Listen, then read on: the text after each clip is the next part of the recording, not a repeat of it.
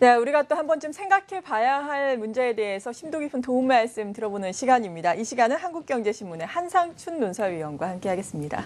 어서 오세요. 네, 안녕하십니까. 네, 앞서도 오프닝을 통해서 말씀을 드렸듯이 여러 가지 불확실성이 팽배한 상황, 그중에서 가장 큰 불확실성은 우리가 매일 이야기를 나눴듯이 미국의 금리 인상이 아닐까 싶은데요. 이런 상황에서 또 주목을 받고 있는 것이 있다고 들었습니다. 제네바 보고서가 그것이라고 하는데 이게 언제 발표가 된 거죠? 제네바 보고서는 이제 한 번 그 한국경제TV를 통해서 네. 말씀드린 적이 있습니다. 작년에 그 학계라든가 그다음에 각국의 그 경제정책 당국자 입장에서 중요한 그 두 보고서가 있었었는데요. 네. 피케티 자본론과 그다음에 제네바 리포트 하는데요. 지금 상태에서 다시 이 제네바 리포트가 월가를 중심에서 관심이 되는 것은 미국의 금리 인상이 됐다. 금리 인상을 기정사실화되기 때문에 그렇다 이렇게 볼 때 있습니다. 네. 그런 과정에서 제네바 리포트의 내용들이 사실상 다음 달에 워싱턴에 있은 IMF, IBRD 연차 총회를 앞두고 이것이 관심이 되고 있는데요.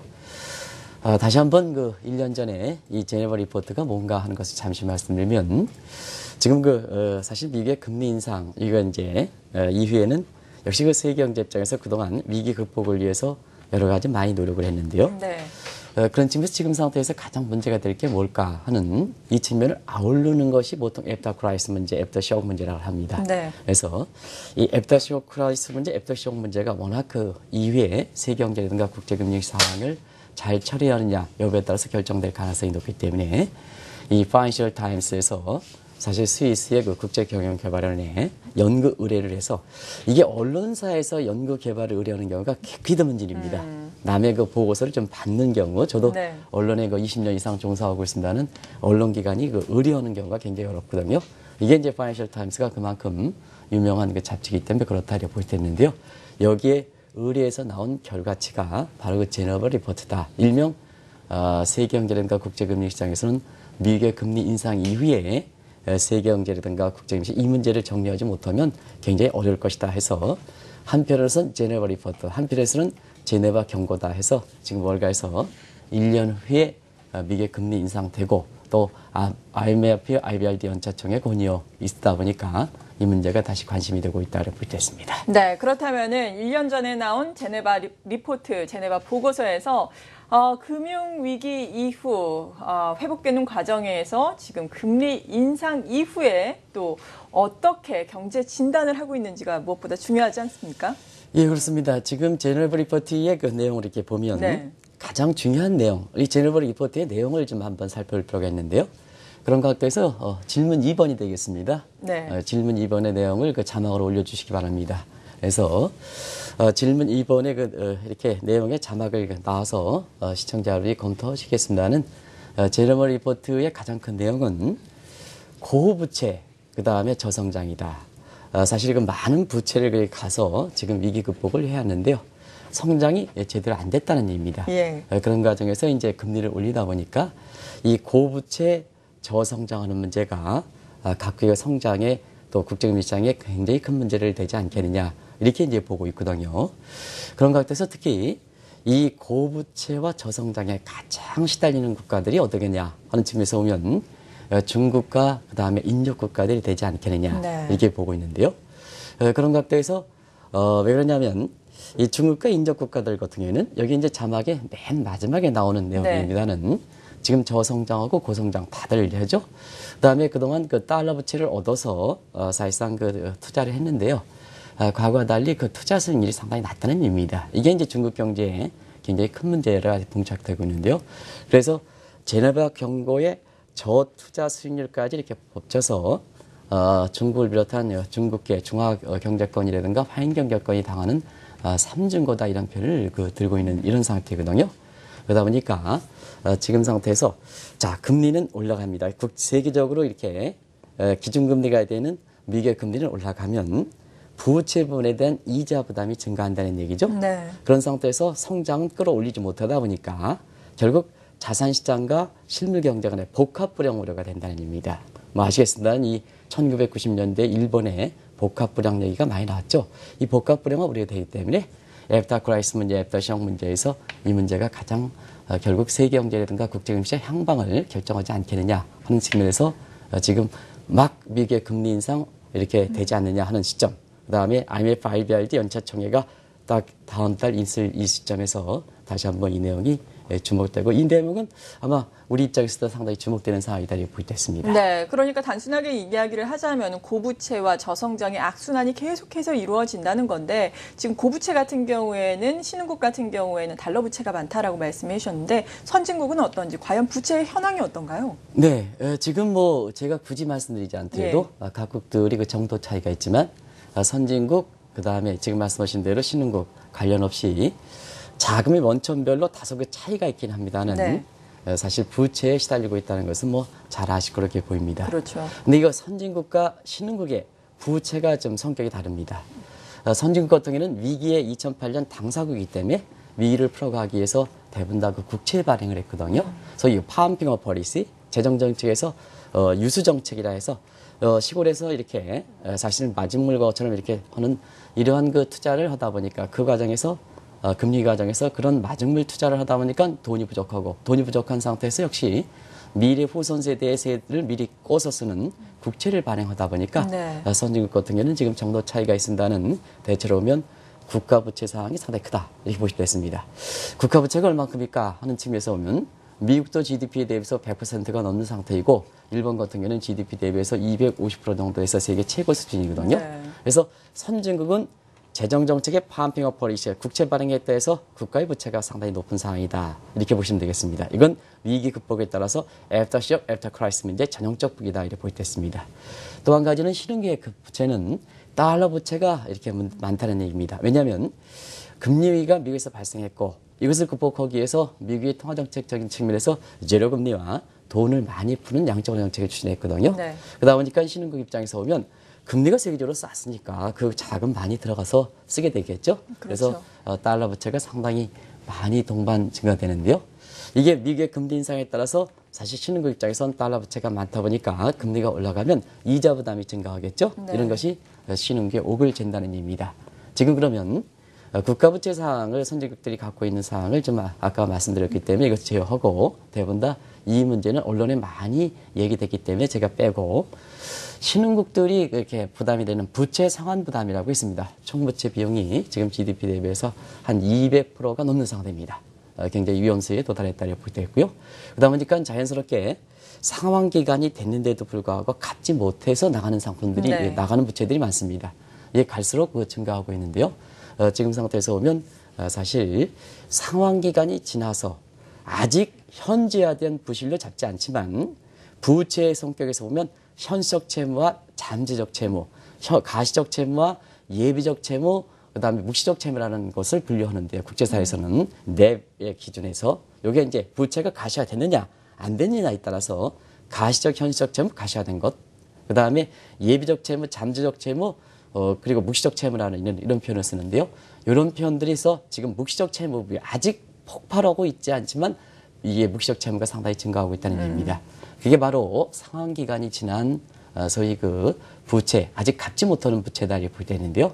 이 부채들이 굉장히 증가하기 때문에 제네럴 리포트의 1년 전에 경고했던 이 내용들이 시간이 가면 갈수록 미국의 금리 인상과 함께 이것이 세계 경제의 국제적 밀착에 큰 이슈로 등장하지 않겠나 이렇게 보고 있습니다. 네, 이렇게 미국 금리 인상 이후에 세계 경제에 대해서 우려하는 시각이 상당히 많은데, 그래도 미국 같은 경우에는 아직까지는 완전히 목표치에 도달하진 않았지만 그래도 어느 정도 경제가 회복세를 이룩하고 있으니까, 성장을 이룩하고 있으니까 지금 금리 인상 단행을 고민하고 있지 않습니까? 실제로 세계 경제는 어떤가요? 네, 미국을 비롯해서 사실 세계 경제 이렇게 보면 지금 이제 금리 인상을 단행하려 하는 미국이랑 영국을 제외하고는 선진국뿐만 아니라 신흥국에서 경제가 좋은 국가 과연 있을까 하는 측면에서 보면 퀘스천 마크를 아마 시청자분도 그릴 거로 이렇게 봅니다. 그러면 지금 상태에서 사실 미국 경제 상황을 보면 세계 경제 상황이 어떤지는 아마 단적으로 아실 거로 이렇게 보이는데요. 자, 금리 인상한다. 그럼 이런 측면에서는 긍정적 측면도 있겠죠. 금리 인상 단행한 만큼 미국 경제가 좋은 건가 하는 이런데요. 미국 경제에 대해서 근본적인 지속 가능한 성장 여건적인 측면에서 보면 미국 경제에 달리 평가하는 것이 바로 그 장기 침체론 관련해서 레이 서머스가 주장하는 장기 침체론, 학교에서 거센 설득력을 얻고 있는 이 문제가 나오게 된 배경입니다. 그래서 미국 경제도 지금 금리 인상한다. 일병에서는 경제가 좋다 이러지만 지속 가능한 성장 여건에 있어서는 사실 그렇게 크게 갖춰지지 못한다는 얘기거든요. 그럼 미국 경제가 지금 2분기 성장률이 3.7%가 됐는 이유가 뭐냐? 이거는 기업의 설비 투자를 바탕으로 해서 지속 가능한 성장 기반이 아니라 소위 돈 풀고 재료금리에 따라서 자산 가격 올라가는 소위 웰스펙트, 소위 부채의 경감세. 이건 이제 전문적인 용어로 부채의 경감 신드롬이 걸렸다 이런 표현은. 이건 디플레이션 신드롬. 부채가 부채답지 않게 사실 금리를 낮추고 돈을 많이 풀다 보니까 같은 부채라도 금리를 낮춰주면 똑같은 부채에 대해서 시청자 여러분도 그렇게 생각하지 않을 겁니다. 그런데 이것이 이제 신드롬이 막힌다는 얘기거든요. 자, 금리가 인상되니까 이 신드롬이 그동안 환상에 젖었던 분이 현실로 체화된다는 얘기입니다. 그런 각도에서 보면 지금까지 미국 경제가 소위 웰스펙트, 자산 가격의 웰스펙트에서 이렇게 경제 성장률이 2, 4분기에 3.7%까지 올라간 것처럼 보이지만 금리가 인상하면 소위 엔티 웰스펙트에 비해서 그분이 좀 현실화되면 미국 경제가 결국은 잠재 성장이 갖췄느냐 이 대목이 중요하다는 얘기거든요. 네. 그런 측면에서 레이 서머스 같은 경우에는 장기 침체를 주장하지만 지금 상태에서 잘 된 게 아니라 지금 상태에서 그 부분에 의해서 지금 물가라든가 이런 부분이 또 미국 경제 성장이 받치고 있는데요. 금리를 성급하게 인상하면 그 부분이 이게 날아간다는 얘기거든요. 그리고 미국 경제가 잠재 성장이 그대로 들어가지 않겠느냐. 그래서 지금 이렇게 기존의 통화 정책이 잘못되어 있기 때문에 그 잘못된 정책에 의해서 금리마저 이렇게 올라갈 경우에는 미국 경제가 드러난다 하는 측면에서 지금 IMF라든가 이런 데서 사실상 세계경제 성장률을 계속해서 내려오고 지금 7월 달에 세계경제 성장률이라든가 이런 측면에서는 3.5%에서 3.3%로 하향 조정했지 않습니까? 네. 근데 이제 다음 달 왜 제네버 리포트가 강렬하면 부채 부분에 대해서 이렇게 딱 해서 미국 금리 인상이 되면 우리도 민간연구소에서 사실상 그 경제 예측을 오랫동안 담당해 왔습니다는 이 대목은 현안이기 때문에 사실 그 새로운 그 세계경제 성장률의 수정 전망에서 반영될 수밖에 없거든요. 네. 그러다 보니까 벌써부터 다음 달에 있을 IMF 월드뱅크의 세계경제 수정 전망에서 보면 세계경제 성장이 3% 밑으로 떨어지지 않겠느냐. 이런 시각도 벌써부터 나오는 거거든요. 네. 그런 측면에서 라그레드 IMF 총재라든가 이런 분들이 계속해서 미국의 그 금리 인상은 단행하려면 단행하지 말고 내년이 아니라 영구적으로 좀 단행하지 말라 하는 네. 얘기도 그렇죠. 지금 부채 부분이라든가 이 애프터 크라이시스 문제에 있어서 지금 금리 인상 문제에 접어들면 이게 현실화될 가능성이 높기 네. 때문에 아마 그런 쪽의 얘기들이 금리를 좀 IMF 총재께서 영구적으로 좀 인상하지 말라 이것도 참 강하네요. 정확하게죠. 네. 그런 측면이 그게 IMF가 당면한 그런 현안사이기 때문에 이 보고서 내용이 굉장히 주목되고 있다 이렇게 볼 수 있습니다. 네, 하지만 또 미국 연준 같은 경우에는 세계의 중앙은행이 아니라 미국의 중앙은행이다 이런 이야기도 또 나오고 있는 상황이고 금리 인상의 적절한 시기와 관련해서는 여러 가지 또 갑론을박이 있는 상황입니다. IMF 같은 경우에는 말씀하신 것처럼 기준금리 좀 인상을 좀 아예 미룰 수는 없겠느냐 이런 이야기를 하고 있고 지금 또 짚어보고 있는 제네바 보고서에서도 복합 불황이 올 수 있기 때문에 금리 인상에 대해서 좀 우려를 하고 있는 거죠. 먼저 복합 불황이라는 게 어떤 건가요? 오랜만에 들어보시죠, 복합 불황 얘기. 이 복합 불황은 1990년대에 일본 경제가 침체되는 상황에서 네. 나온 얘기다. 그럼 복합 불황은 뭐가 복합 불황이냐? 여러 개 있죠. 원래 용어는 실물 부분과 금융 자산 간의 악순환골이다. 이게 예. 그래서 경제가 더 침체되는 현상을 복합 불황이다 이렇게 볼 수 있습니다. 그러면 왜 제네바 리포트, 제네바 경고에서 복합 불황을 오랜만에 얘기했을까 하는 상태에서 오면 사실상 지금 상태에서 이 고부채 문제 저성장 기반이 이렇게 되는 성장 기반이 제대로 오지 못한 상태에서 지금 이제 미국의 금리가 이렇게 올라가면 결국 자산 가격이 떨어지지 않습니까? 자산 가격이 떨어지면 금리 인상에서 자산 가격이 떨어지면 소위 엔티브레스펙트 역자산 효과에 따라서 그동안 성장한 것처럼 보이는 웰스펙트 부분의 부의 효과에서 성장한 부분이 관람한 건다는 얘기거든요. 예. 결과적으로 보면 사실상 금융 부분의 금리 인상에 따라서 자산분의 가격 하락가 실물 경제 침체를 더 추가적으로 되는 상태인데요. 지금 세계 경제 성장률이 지금 잠재 성장 수준보다 웃돌지는 않지 않습니까? 그런 네. 상태에서 세계 경제 성장이 더 떨어지면 결과적으로 보면 실물과 그다음에 금융자산 간의 악순환 고리가 형성된다는 얘기거든요. 그런 측면에서 지금 이렇게 이해는 되지만 미국의 그 금리 인상에 대해서 자국만 생각하면 안 된다 하는 이런 입장을 계속해서 표명하는 요인이다 이렇게 볼 때 있습니다. 아무래도 이 대목은요.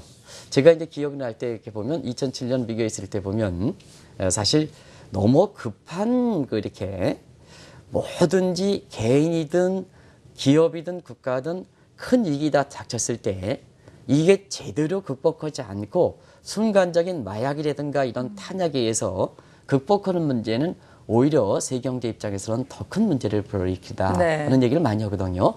우리가 과거 IMF에서 위기를 겪었을 때도 그때 그런 얘기를 했지 않습니까? 결국은 그때 당시에 구제금융 느는 것이 근본적인 기반이 이렇게 갖춰지지 못한 상태에서 그것이 적절한 위기 극복책일까 하는 측면에서는 그때 그런 얘기를 많이 했습니다. 죽어가는 환자에 대해서 이렇게 마약을 주면 일시적으로 되겠지만 그렇죠. 그 신체의 건강한 정도가 이렇게 올라오지 못할 때는 경제가 장기 침체된다 하는 이런 쪽의 시각들이 아마 시청자분께서도 그때 당시에 굉장히 눈여기 많이 들었습니다는 그 위에 그리스 문제라든가 이런 문제에 보여서 이 문제가 같이 결부되어 있는 이런 상황이다. 이런 것이 사실 다음 달 IMF RBI 때 연차총회에서 어떤 식으로 문제가 정리될 것인가 하는 이 측면이 지금 아마 올해 그 IMF IBR 전체 최대 현안 이슈가 될 것이 않겠느냐. 더더구나 미국의 금리가 그 전에 인상에 단행했을 경우에는 이 문제는 큰 문제로 이렇게 봉착하지 않겠냐 이렇게 보고 있습니다. 네, 정말 그렇게 된다면 가뜩이나 부채가 많은 상황에서 더욱더 세계 각국은 운신의 폭이 좁아질 수밖에 없고 이에 따라서 가뜩이나 지금 경제 성장률 전망도 하향 조정되고 있는데 더욱더 하향 조정되고 어려울 수 있지 않겠습니까? 어떤 시나리오를 예상해 봐야 될까요? 네, 이 문제는 왜 이렇게 중요하냐면 고부채 저성장. 근데 미국의 금리를 올린다는 얘기죠. 그러면 자, 지금 상태에서 세계 경제가 더 떨어지게 될 경우에 이걸 인위적으로 극복할 수 있는 정책 수단이 있겠느냐. 자, 재정정책, 이제 국가부채, 고부채 문제 때는 재정정책은 더 이상 추진하기 어렵지 않습니까? 그렇죠. 각국들이 정도 차이가 있지만 크고 작은 선에서 고부채 문제에 시달리고 이런 상태이고 민간들도 부채 문제에 시달리는 상태이고 그런 상태에서 재정정책 이렇게 추진하기 어렵죠. 그런 상태에서 지금 미국이 금리를 올린다 하더라도 뭐 한 단계 정도 올리지 않겠습니까? 그죠? 근데 다른 국가들은 전부 제로 베이스.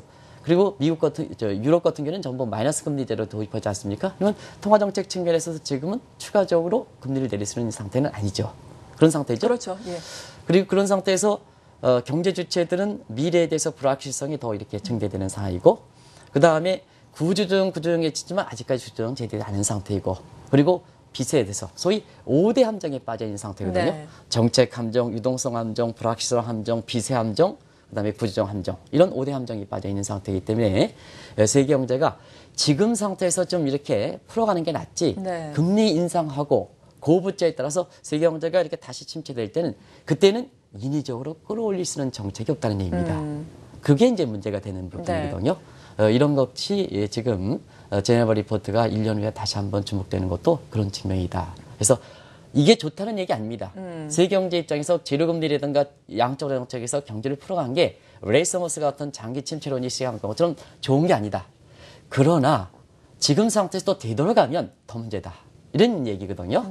그런 과정이 지금 사실상 많은 이렇게 앞으로의 그 국제금융시장과 세계경제 항방에서 주목되는 이러한 그 논쟁거리가 되지 않겠나 이렇게 보고 있습니다. 네, 지금 말씀해주신 부분들이 우리나라에 있어서도 똑같이 적용이 되는 것 같습니다. 우리나라 지금 물론 일각에서는 추가로 기준금리 인하를 단행을 해야 한다라는 이야기도 있지만 추가로 단행을 하기에는 정말 어려운 상황 아니겠습니까? 완화 정책을 쓰기에는 우리나라뿐만 아니라 각국도 어려울 텐데 앞으로의 각국의 통화 정책은 어떻게 봐야 될까요? 네.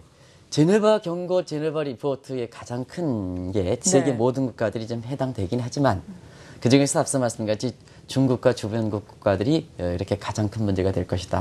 그런 측면이고 또 한 가지는 그중에서도 한국이 좀 여러 가지로 좀 이 문제에 대해서 좀 많은 부분을 이렇게 부적으로 와닿아야 되지 않겠느냐 이렇게 보고 있는데요. 왜냐하면 우리 같은 경우는 지금 경제 성장률이 좀 3분기에는 지금 1%대로 떨어진다는 거 아니겠습니까? 전기 변율을 기준으로 해서 1%대 떨어진다는 거 아니겠습니까? 우리 잠재 성장률이 지금 3%대 초반이라 본다면 만약에 3분기 성장이 1%대 되면 GDP 기압상으로 보면 한 마이너스 2%포인트 디프레 갭이 발생한다는 얘기거든요. 이런 상태에서 지금 우리나라의 그 부채는 상당히 많죠. 그렇죠. 제가 말씀드리지 않더라도 연일 세계 그 주요 기관들이 한국의 가계부채가 많다 하는 이런 상태거든요. 네. 그런 상태에서 지금 경기가 어려우니까 일부에서 사실 금리가 좀 낮춰야 된다 하는 측면인데요. 지금 부동산 부분의 익스펙테이션은 굉장히 높은 상태거든요.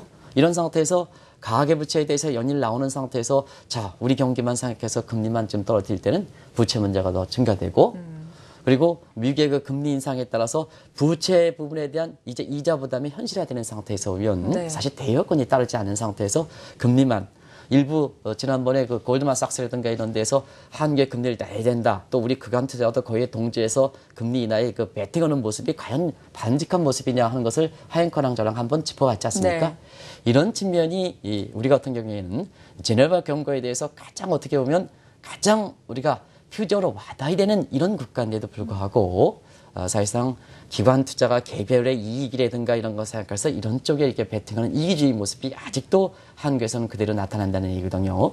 외국의 인베스트 뱅크들이 한국의 금리 문제라든가 주가 문제의 전망에 있어서는요. 정확성보다는 자기 이익, 자사의 이익적인 관점에서 많이 예측해야 했다는 것은 잘 아실 거로 이렇게 봅니다. 네. 그런 측면에서 한국 경제가 어려울 때 이렇게 같이 지금 한국 경제 안정을 위해서 도움돼야 될 기관 투자가들이 해외 인베스트 뱅크들이 금리를 내린다 해서 우리도 금리 인하에 베팅하면 제네바 경고에 가장 현실적으로 와닿는 국가 입장에서 보면 과연 그것이 바람직한 자세냐. 우리 경제가 무너지면 사실 기관 투자가들도 가장 무너지는 겁니다. 지금 단기적으로 이익만 주는 게 아니라. 그래서 연초부터 우리가 이렇게 그 저금리에 따라서 금리 인하에 따라서 사실상 그 돈을 좀 벌 일부 대형 증권사 같은 경우는 대손 충당을 쌓아야 된다 하는 쪽으로 굉장히 강조했던 것도 바로 이런 상황입니다. 부채가 부담이 상당히 많기 때문에 그런 측면에서 보면 이제 우리 같은 경우에는 부채 부분에 대해서 어떻게 보면 제네바 경고에 가장 우려스러운 국가다 보니까 네. 이 부채 문제는 우리도 국가 부채도 많고 민간 부채가 많습니다. 하는 측면에서는 국민 모두가 지금 부채 문제에 대해서 현실적으로 좀 이렇게 체감하는 문제가 가장 중요하지 않겠느냐 생각합니다. 특히 국회의원분들이 좀 우리나라 가계부채 문제에 대해서 체감했으면 좋겠습니다. 예. 그 국민들은 가계부채 문제라든가 이런 문제 굉장히 하는데요. 국회의원분들은 지금의 이렇게 보여주는 국감 행태라든가 이런 거 볼 때는 전혀 그런 그 분위기가 좀 느끼지 못하는 것 같습니다. 한국 경제 이 상황인데 지금 국감에서 기업인들이라는 거 불러들이는 이런 모습 보면요.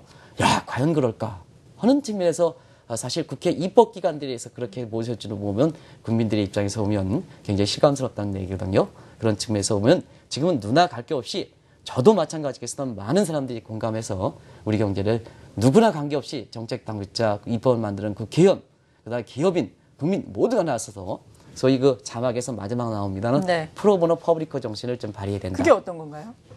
모두가 경쟁에 나서서 탓하지 말고 나서서 네. 이 문제를 풀어가야 된다. 그리고 공과라든가 책임 문제는 나중에 해야 되라. 지금 이렇게 우리 경제가 어려운데 기업은 지금 지금 한시도 바쁩니다. 이런 사람들 그렇게 한 100명씩 불러내가지고 뭐 하겠다는 겁니까 도대체. 지금 이렇게 세계 입장에서는 목을 지어오는 상태인데요. 그런 상태에서 보면 지금은 나중에 책임을 물 건 물어라. 지금 상태에서는 경제부터 살려야 되지 않느냐 하는 네. 이런 개인적인 생각을 이 문제는 한국경제TV의 공적인 견해보다는 제 개인적인 생각입니다. 그래서 지금은 프로보노 퍼리 너나 관계없이 경제를 살려야 된다. 이게 해외에선 조여오는데 한국의 지금 경제 주체들이 보여주는 태도, 특히 입법기관과 정책당국자들이 보여주는 태도가 지금 과연 국민들 입장에서는 동감할 수 있겠냐 하는 측면에서는 사실 많은 사람들은 그 부분에 대해서 실망스러운 부분이 많다 하는 걸 말씀드립니다. 네, 이렇게 미국의 금리 인상 기조를 앞두고 있는 상황에서 또 다시 주목을 받고 있는 제네바 보고서에 대해서 자세하게 다뤄봤습니다. 한국경제신문의 한상춘 논설위원이었습니다. 감사합니다. 네, 고맙습니다.